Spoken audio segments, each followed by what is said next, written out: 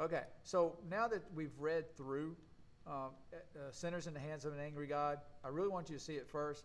If you noticed, and if you hopefully you took notice, that there were a lot of figures of speech in there, a lot of metaphors. And he's talking about things that people know that will harm you, or things that we did as children, like holding a bug over a fire or something like that, and watching it squirm or something. That's pretty bad.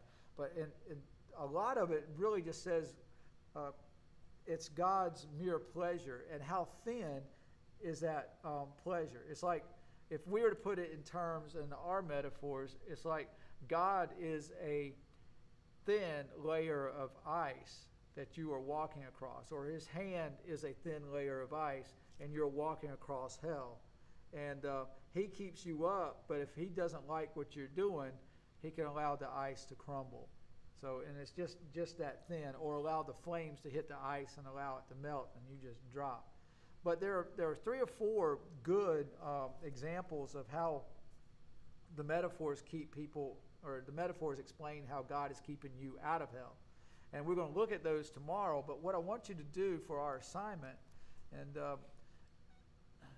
on the Jamboard, it's a document that you are able to write on, and it starts off with the differences of the figures of speech: simile, metaphor, personification. Hell's gaping mouth, wide gaping mouth, is waiting for you. There's human characteristics in there given to that. If you go, it really starts on the second page where we're going to where we start reading. And what I want you to do is in the columns, and on Jamboard you can use, and I got to go smaller on the Jamboard, I think. Hang on, it's giving me fits.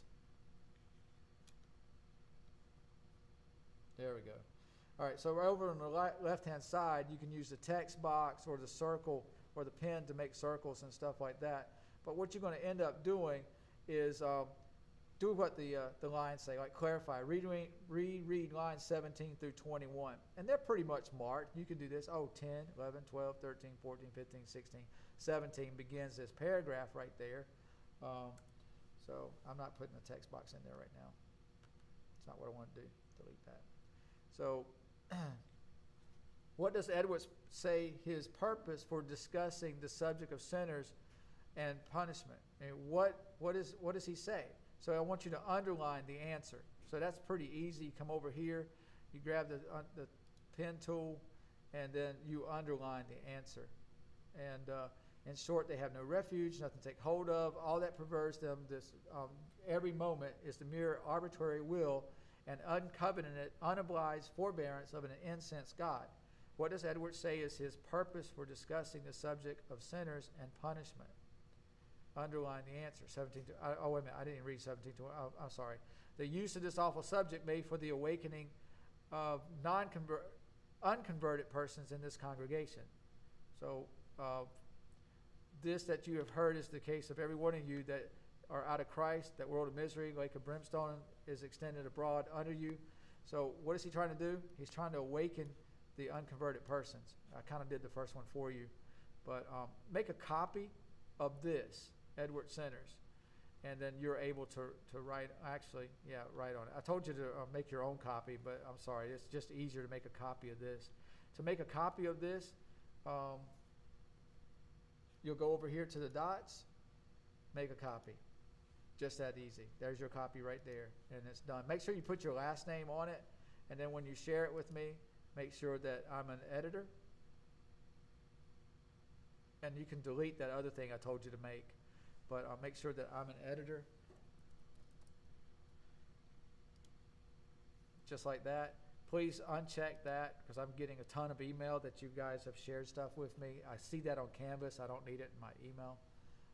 Unless you're going to make comments and stuff to me where you need questions and stuff. But that's really it. Just follow the directions on the side, and it should be no problem for you. It should be fairly easy. That's what we're working on the rest of the day. We have about 35 minutes left of class.